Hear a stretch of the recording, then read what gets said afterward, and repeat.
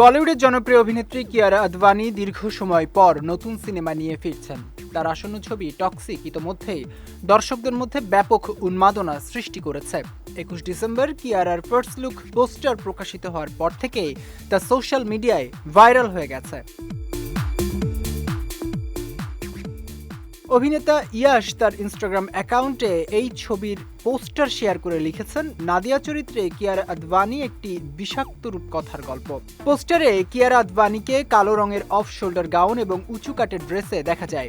তিনি একটি ডান্স ফ্লোরে দাঁড়িয়ে স্পটলাইটের আলোয় মোড়ানো অবস্থায়। তার চোখে গভীর বিষণ্ণতা, গাল বেয়ে অশ্রু পড়ছে, যা লুকটিকে রহস্যময় ও যন্ত্রণাপূর্ণ করে তুলেছে। কিয়ারার এই ডার্ক ও ইন্টেলস লুক নেটিজেনদের মধ্যে ব্যাপক প্রতিক্রিয়া সৃষ্টি করেছে। অনেকে তাকে লেডি জোকারের মতো বা টিম বার্টনের চরিত্রের অনুরূপ বলে তুলনা করেছেন। জাতীয় চলচ্চিত্র পুরস্কার প্রাপ্ত নির্মাতা গীতু মোহনদাস পরিচালিত এই সিনেমায় কিয়ারার বিপরীতে অভিনয় করেছেন ইয়াশ। ছবিটির অন্যান্য গুরুত্বপূর্ণ চরিত্রে রয়েছেন তারা সুতারিয়া, হুমা কুরেশি, রুক্মিণী বাসন্ত, অক্ষয় ওবেরয় ও সুদেব নায়ার। টক্সিক কন্নড় এবং ইংরেজি ভাষায় একসাথে শুট করা হয়েছে এবং এটি মোট ৬টি ভাষায় মুক্তি পাবে। সবকিছু ঠিক থাকলে সিনেমাটি ২০২৬ সালের ১৯ মার্চ মুক্তি পেতে পারে।